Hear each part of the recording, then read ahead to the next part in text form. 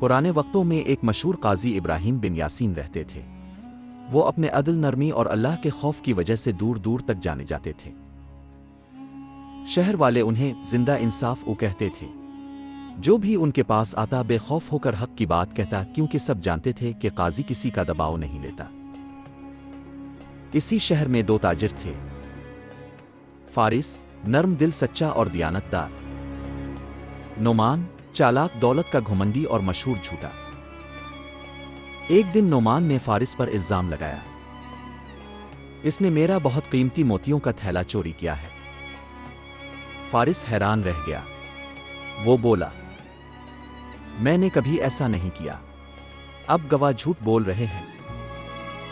नोमान ने शहर के चंद कमजोर लोग पैसे देकर गवाही दिलवाई। वो सब कहने लगे, हाँ, हमने फारिस को थैला लेते देखा था। मामला संगीन हो गया। लोगों में चामगोइयां होने लगी। आखिरकार केस काजी इब्राहिम के पास पहुंचा। अदालत में दोनों खड़े थे। काजी ने दोनों को गौर से देखा। नोमान बड़े एतमाद से बोल रहा था जैसे वही सच्चा हो। फारिस खामोश खड़ा था, मगर उसकी आंखों में सच्चाई की चमक थी। काजी इब्राहिम ने पूछा, नोमान, तुमने कहा कि तुम्हारे पास थैला था, इसमें क्या था? नोमान फौरन बोला, इसमें 200 मोती थे, बहुत कीमती।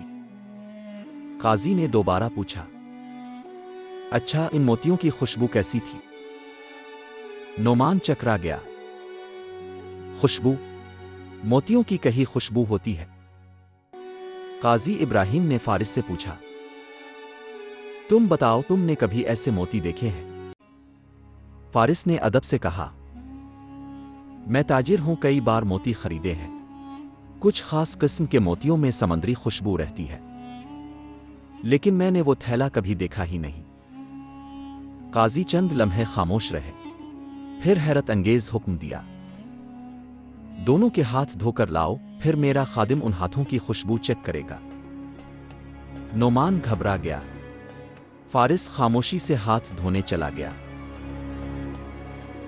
जब दोनों वापस आए तो खादिम ने बताया, काजी साहिब, फारिस के हाथों से तो आम खुशबू आ रही है, लेकिन नोमान के हाथों से समंदरी मोतियों की खुशबू आ रही है, बिल्कुल वैसी खुशबू जैसी मोतियों में होती है।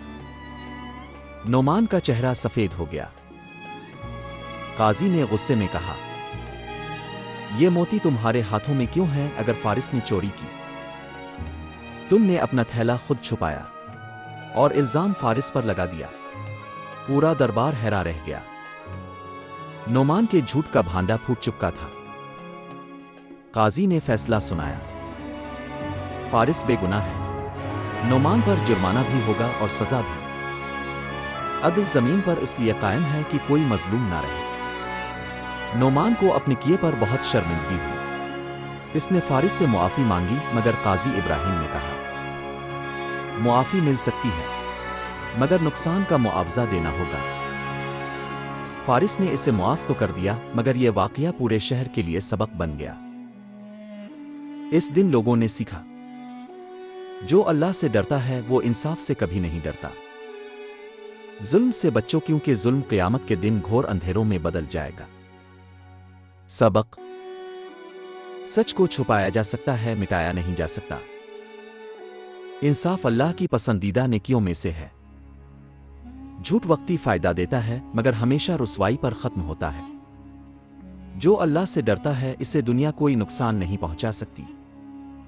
अगर वीडियो पसंद आए तो लाइक और सब्सक्राइब जरूर करें।